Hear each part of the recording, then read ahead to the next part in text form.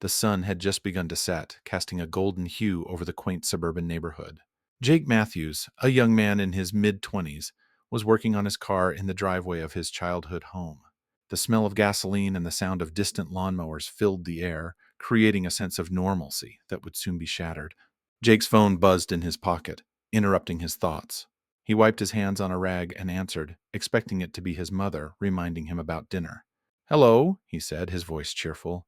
"Is this Jake Matthews?" a somber voice asked. "Yes, it is. Who's this?" "This is Officer Collins from the Riverdale Police Department.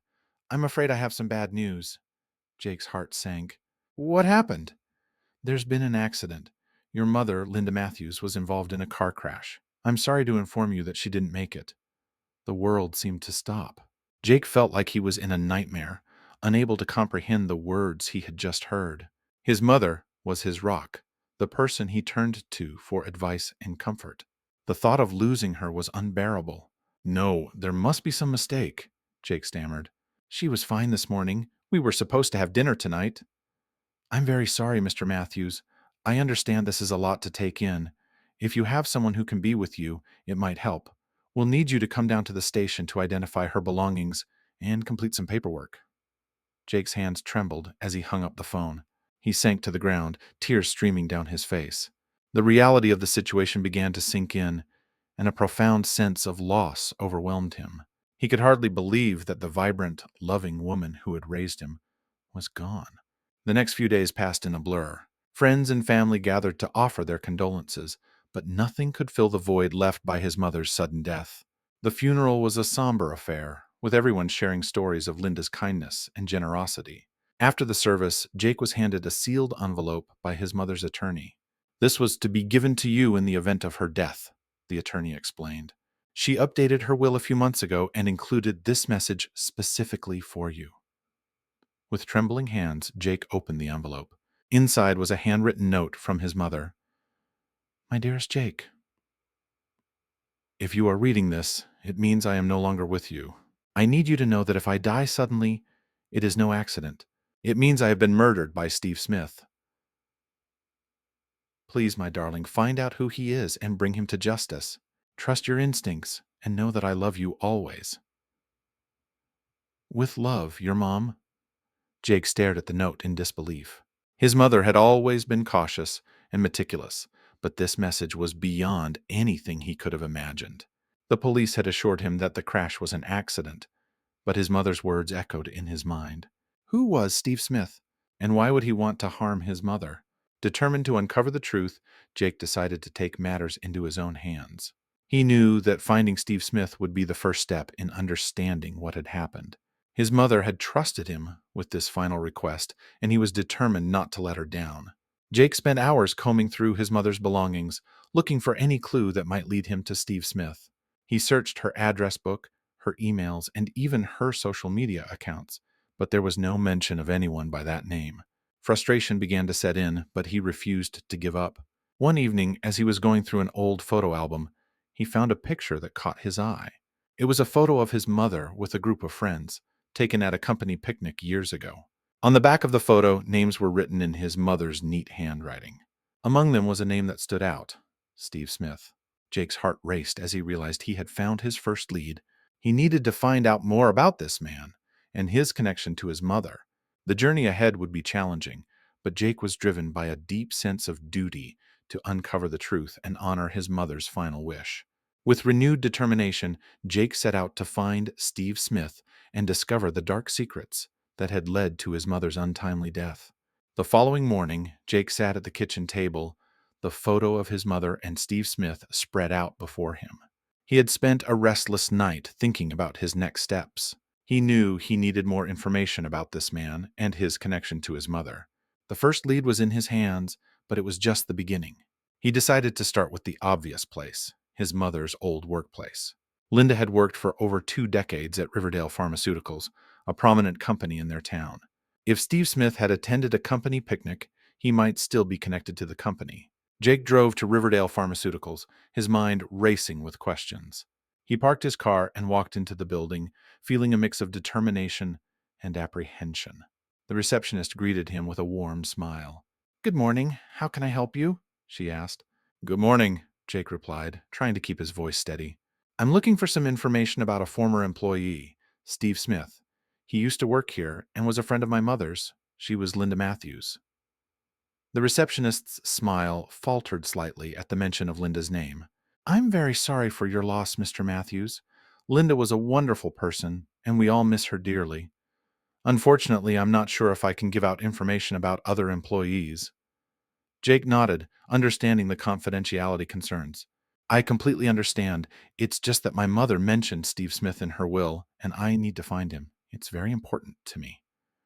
The receptionist hesitated for a moment before picking up the phone. Let me see if I can find someone who might be able to help you. Please have a seat. Jake sat in the waiting area, his mind racing. After a few minutes, a man in his early 50s approached him. He had a kind face and an air of authority. Mr. Matthews, my name is Richard Evans. I'm the HR manager here. I understand you're looking for information about Steve Smith? Yes, that's right. Do you know him? Richard nodded, his expression thoughtful. Steve Smith worked here for a number of years. He left the company about 5 years ago. He and your mother were indeed friends, but I can't say I know much about their personal relationship. Do you know where I can find him? Jake asked, his hope rekindled. Richard paused, considering. I don't have his current address, but I can tell you that after he left, he started his own consulting firm. It's called Smith Consulting. You might be able to find more information there. Jake felt a surge of gratitude. Thank you so much, Mr. Evans. This means a lot to me. Richard gave him a sympathetic smile. I understand. If there's anything else you need, don't hesitate to ask. Armed with this new information, Jake left Riverdale Pharmaceuticals and headed home. He immediately began searching online for Smith Consulting. It didn't take long to find the company's website, complete with an address and contact information. The firm was located in the neighboring city of Brighton, just a short drive away. Jake wasted no time and decided to visit the office in person. He needed to look Steve Smith in the eye and understand why his mother had implicated him in her death. Jake arrived in Brighton later that afternoon. The office building that housed Smith Consulting was a modern, glass-walled structure. He walked through the revolving doors and approached the receptionist. Hello, I'm here to see Steve Smith, he said, trying to sound confident. Do you have an appointment? The receptionist asked politely. No, I don't, but it's urgent. My name is Jake Matthews, and it's regarding a personal matter. The receptionist looked at her computer screen, typing quickly. After a moment, she nodded. Mr. Smith is available. Please take the elevator to the 5th floor, and his assistant will meet you there. Jake's heart pounded as he rode the elevator up. When the doors opened, a young woman greeted him and led him to a spacious office with a large window overlooking the city. Steve Smith, a tall man with graying hair and a stern expression, stood up from his desk. Mr. Matthews, he said, extending his hand. What can I do for you? Jake shook his hand, studying the man closely. Mr. Smith, I need to talk to you about my mother, Linda Matthews. She mentioned you in her will. Steve's expression flickered with something Jake couldn't quite read. Linda, yes, I remember her well. Please, have a seat. Jake sat down, his resolve firm. My mother wrote that if she died suddenly, it wasn't an accident. She said you were responsible. I need to know what happened between you two. Steve's eyes widened in surprise, and he leaned back in his chair, his demeanor shifting to one of contemplation. I had no idea she felt that way, he said slowly. Linda and I had our disagreements, but I never imagined she would accuse me of such a thing. Then why would she? Jake pressed. What kind of disagreements? Steve sighed, running a hand through his hair. It's complicated. Your mother and I were involved in a project at Riverdale Pharmaceuticals that didn't end well. There were some ethical concerns, and it led to a falling out. But I swear to you, I had nothing to do with her death. Jake studied Steve's face, trying to gauge his sincerity. What kind of ethical concerns? Steve hesitated before answering. It involved a drug trial. There were some discrepancies in the data, and your mother and I were on opposite sides of the issue. She believed the drug was dangerous, and I was under pressure from higher-ups to push it through. It got messy. Jake felt a chill run down his spine. His mother had always been passionate about her work, and he could see her taking a stand against something she believed was wrong. Did anyone else know about this? Steve nodded.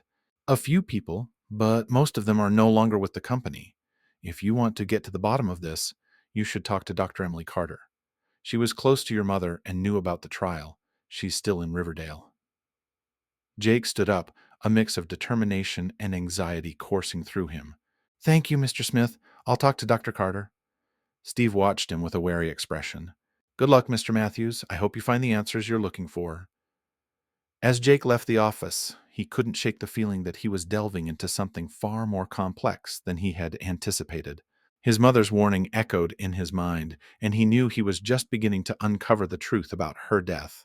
The next step was clear. He needed to find Dr. Emily Carter and learn more about the mysterious drug trial that had driven a wedge between his mother and Steve Smith.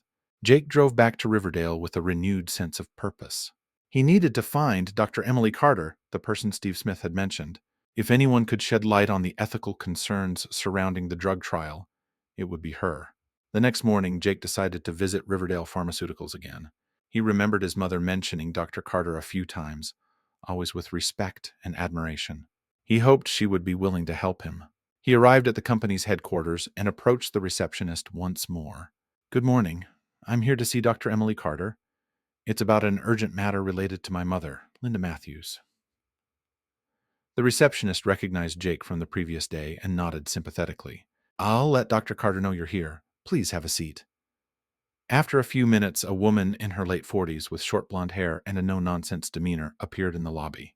Mr. Matthews, I'm Dr. Carter. Please follow me. Jake followed her to a small conference room where they both sat down. Emily Carter's expression was serious, and Jake could see the concern in her eyes. Mr. Matthews, I'm so sorry for your loss. Your mother was an exceptional person and a brilliant scientist, she began. Thank you, Dr. Carter. I appreciate that, Jake replied, his voice tinged with sadness. I need your help to understand something. My mother left a message in her will saying that if she died suddenly, it wasn't an accident and that Steve Smith was responsible. She mentioned something about a drug trial. Can you tell me more about it? Emily's expression grew even more serious. I was afraid this might come up. Your mother and I were working on a new drug, one that showed great promise in early trials. But as we got deeper into the research, Linda discovered some alarming side effects that hadn't been documented. Jake leaned forward, his heart pounding. What kind of side effects? Neurological damage, Emily said quietly. Memory loss, severe migraines, and in some cases even seizures. Your mother was adamant that the drug was too dangerous to proceed, but there was immense pressure from the higher-ups to push it through. Steve Smith was one of those people. He was under significant pressure from investors and the board. Jake felt a surge of anger. So, Steve was willing to ignore the risks just to get the drug approved? Emily nodded. Linda and Steve had several heated arguments about it. She was determined to make sure the drug didn't go to market until the side effects were addressed. But as you can imagine, that didn't sit well with everyone involved. Do you think Steve could have had something to do with my mother's death? Jake asked, his voice trembling with emotion. Emily sighed deeply. I don't want to speculate, but your mother was very vocal about her concerns. If she believed her life was in danger, she must have had a good reason. I can tell you this much. Steve Smith wasn't the only one who wanted to see that drug approved. There were others with a lot to gain financially. Jake felt a chill run down his spine. His mother's death was starting to look less like an accident and more like a murder. Do you have any idea who else might be involved? Emily hesitated. There were a few key players. One name that comes to mind is Charles Whitman. He was one of the senior executives pushing hardest for the drug's approval. He and Steve were very close. Jake made a mental note of the name. Where can I find Charles Whitman? He retired last year, but he still lives in Riverdale. I can give you his address, Emily offered. Thank you, Dr. Carter. You've been very helpful, Jake said, feeling a mix of gratitude and determination. Emily handed him a slip of paper with Whitman's address. Please be careful, Jake. Your mother was a brave woman, and she wouldn't want you to put yourself in danger. But I understand why you need to do this. I'll be careful, I promise, Jake said, standing up to leave.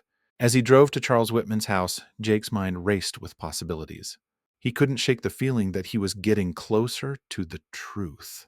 His mother had risked everything to protect others from a dangerous drug, and it had cost her her life.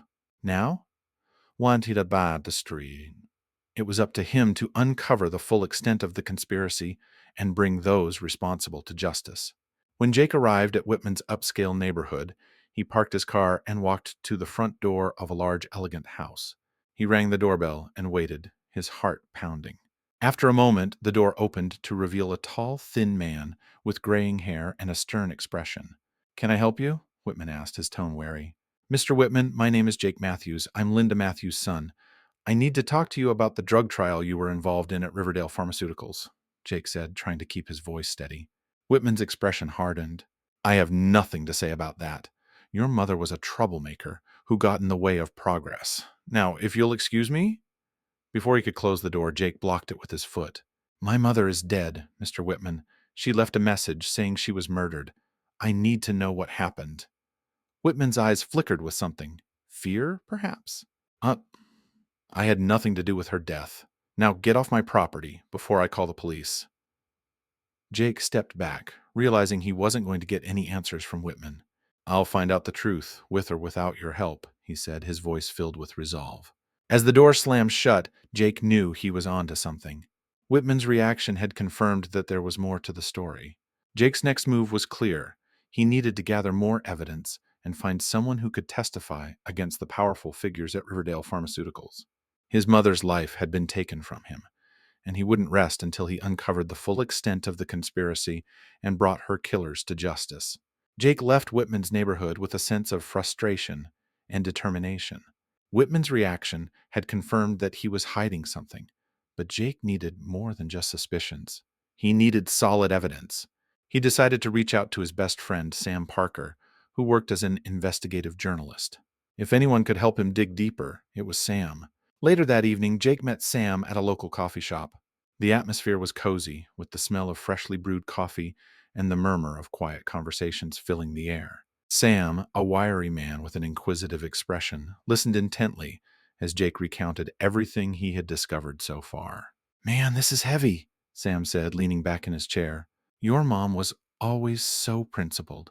If she believed that drug was dangerous, then it probably was." "I know," Jake replied, his voice tight with emotion. "But I need proof. I need to know who else was involved and what they did to my mom." Sam nodded, his journalistic instincts kicking in.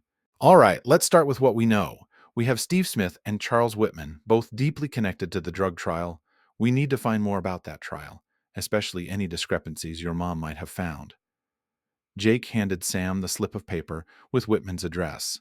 "Emily Carter said Whitman was a key player. She also mentioned others who might be involved, but she didn't give me any names." Sam took a sip of his coffee, deep in thought. "We need to dig into the company's records. If there were side effects that were covered up, there has to be documentation. We also need to find out who else was pushing for the drug's approval." Jake nodded. "Where do we start?" "First, I'll pull some strings and see if I can get access to any internal documents from Riverdale Pharmaceuticals. In the meantime, you should talk to any of your mom's colleagues who might still be around. Someone must know something." Jake agreed, feeling a renewed sense of purpose. "Thanks, Sam. I appreciate this." "Don't mention it. Your mom was like family to me, too," Sam said, clapping Jake on the shoulder. "We'll get to the bottom of this." The next few days were a whirlwind of activity. Jake contacted several of his mother's former colleagues, hoping to find someone who knew more about the drug trial. Most of them expressed their condolences but claimed ignorance about the details of the trial. It was frustrating, but Jake refused to give up. Meanwhile, Sam managed to obtain some internal documents from Riverdale Pharmaceuticals through a confidential source.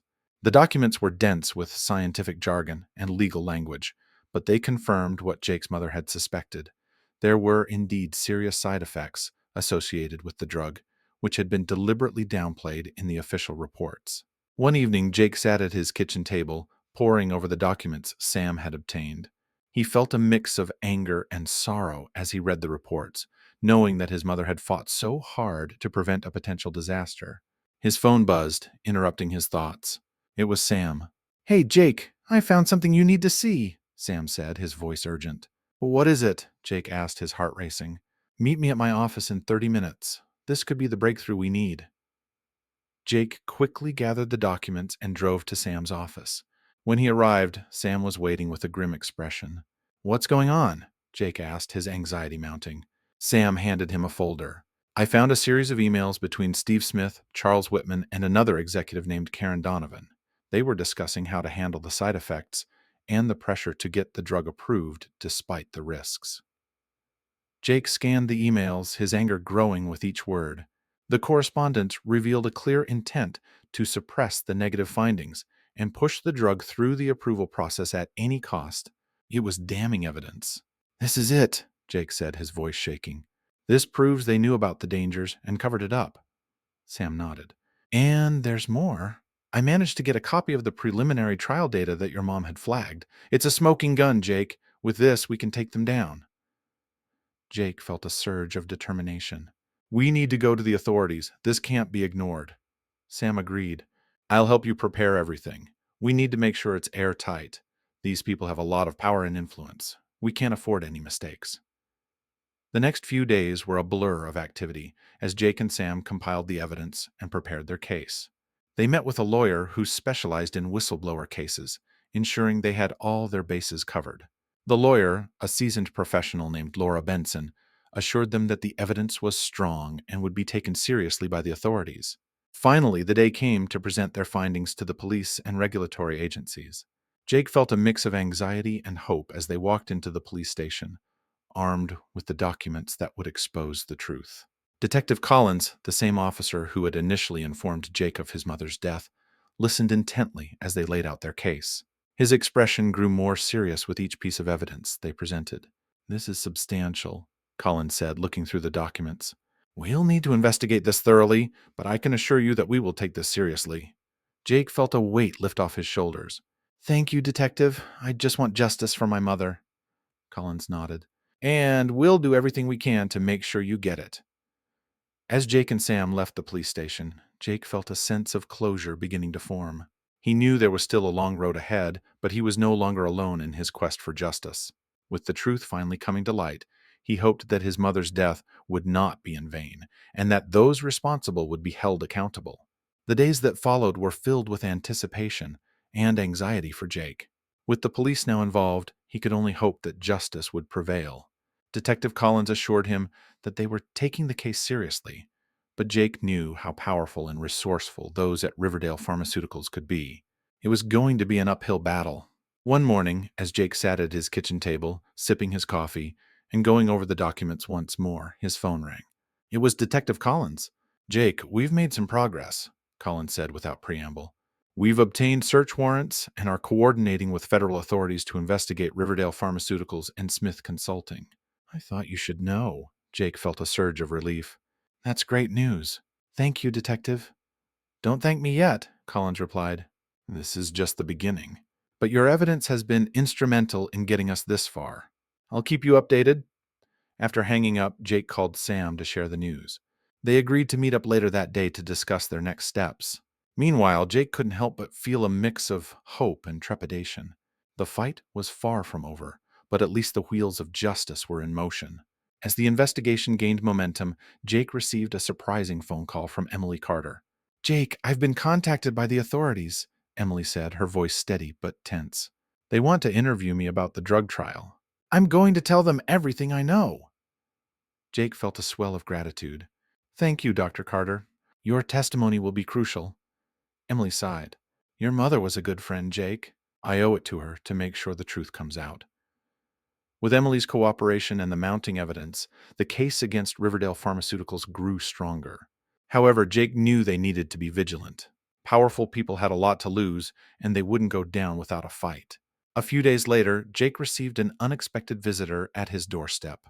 It was Karen Donovan, one of the executives implicated in the emails. She looked nervous and agitated. "Mr. Matthews, can I come in?" she asked, glancing around as if expecting to be followed. Jake hesitated, but then nodded, stepping aside to let her in. They sat down in the living room, and Karen wasted no time. "I need to talk to you," she said, her voice trembling. "I saw your mother's name in the news and realized that the investigation is linked to her death. I I can't keep this to myself anymore." Jake leaned forward, his heart pounding. "What do you know?" Karen took a deep breath. "I was part of the team that covered up the side effects. I didn't want to, but I was pressured by Charles Whitman and others. They threatened to ruin my career if I didn't comply. I was scared." Jake felt a surge of anger but forced himself to stay calm. Why are you telling me this now? Tears welled up in Karen's eyes. Your mother tried to do the right thing, and she paid the price for it. I can't live with this guilt anymore. I want to make things right. Jake's mind raced. Will you testify to that? Karen nodded. Yes. I'm willing to cooperate with the authorities. I want to help bring these people to justice. Jake felt a flicker of hope. Thank you, Karen. Your testimony could make all the difference. As Karen left, Jake immediately called Detective Collins to inform him of her willingness to testify. Collins assured him that they would take her statement and include it in their case. The following weeks were a whirlwind of developments. The investigation uncovered more evidence of the cover-up, and several key players were arrested, including Steve Smith and Charles Whitman. The media picked up the story, and it became a major scandal, shaking the foundations of Riverdale Pharmaceuticals. Throughout it all, Jake felt a mix of vindication and sorrow. He had honored his mother's final wish and uncovered the truth, but the cost had been high. He often thought of her, wishing she could see the justice being served. One evening, as he sat on his porch, reflecting on everything that had happened, his phone rang. It was Detective Collins. Jake, I thought you'd like to know that Steve Smith and Charles Whitman have both been charged with multiple counts, including manslaughter and corporate fraud. The case is strong, thanks to the evidence and testimonies we've gathered. Jake felt a weight lift off his shoulders. Thank you, Detective. I appreciate everything you've done. Collins's voice softened. You did the right thing, Jake. Your mother would be proud. As Jake hung up, he looked up at the sky, feeling a sense of peace he hadn't felt since his mother's death. The fight for justice had been long and arduous, but it was finally paying off. He knew there would be more challenges ahead, but for the first time in months, he felt hopeful about the future. With the truth revealed and those responsible facing justice, Jake could begin to heal and move forward, honoring his mother's legacy and the courage she had shown in standing up for what was right. In the months that followed, the legal proceedings against Riverdale Pharmaceuticals and its executives dominated the news. The company's stock plummeted, and there were widespread calls for regulatory reform to prevent such unethical practices in the future. Jake watched from a distance, knowing that his mother's courage had sparked this chain of events. The trial was long and grueling. Jake attended as much as he could, sitting in the courtroom and listening to the testimony that painted a picture of corruption and greed. He watched as Steve Smith and Charles Whitman tried to defend their actions, but the overwhelming evidence against them was damning. Karen Donovan's testimony was a turning point. Her detailed account of the internal pressures and threats she faced, coupled with her admission of guilt, made a significant impact on the jury. Emily Carter's expert testimony on the scientific fraud further sealed the fate of the defendants. One evening, after a particularly intense day in court, Jake found himself at his mother's gravesite. He knelt down and traced the letters of her name on the headstone, feeling a deep sense of longing. "Mom, we did it," he whispered. "We're getting justice for you. I miss you so much." He sat there for a while, letting the silence of the cemetery envelop him. It was a bittersweet victory. He had uncovered the truth and seen justice served, but it could never bring his mother back. The trial concluded with guilty verdicts for Steve Smith, Charles Whitman, and several other executives involved in the cover-up. They were sentenced to long prison terms, and Riverdale Pharmaceuticals faced hefty fines and sanctions. With the legal battles behind him, Jake turned his attention to rebuilding his life. He and Sam had grown closer through the ordeal, and their friendship was stronger than ever. Jake decided to channel his energy into something positive, something that would honor his mother's legacy. He founded a nonprofit organization dedicated to advocating for ethical practices in the pharmaceutical industry. Named the Linda Matthews Foundation, it aimed to promote transparency, accountability, and patient safety. The foundation quickly gained support from those who had followed the scandal, and Jake found a new sense of purpose in his work. One day, while working at the foundation's office, Jake received a visitor. It was Emily Carter. "Dr. Carter, it's good to see you," Jake said, standing up to greet her. "Please, call me Emily," she replied with a warm smile. "I just wanted to check in on you and see how you're doing." Jake gestured for her to sit down. "I'm doing all right. It's been a tough journey, but I feel like I'm finally making a difference." Emily nodded. "Your mother would be so proud of you, Jake. What you're doing here is important work." "Thank you, Emily." "I couldn't have done it without your help," Jake said sincerely. They talked for a while, reminiscing about Linda and discussing the future of the foundation. Jake felt a deep sense of gratitude for the people who had supported him through the darkest time of his life. As Emily left, Jake sat back and looked around the office. It was bustling with activity, a testament to how far they had come. He picked up a photo of his mother that he kept on his desk and smiled. "Thank you, Mom," he whispered, "for everything." Jake knew that there would always be challenges ahead, but he also knew that he had the strength to face them. He had fought for justice, uncovered the truth, and honored his mother's memory. Now he was ready to build a future that she would be proud of, one step at a time. And so, with a renewed sense of purpose and the support of his friends and colleagues, Jake Matthews embraced the new beginning that lay before him.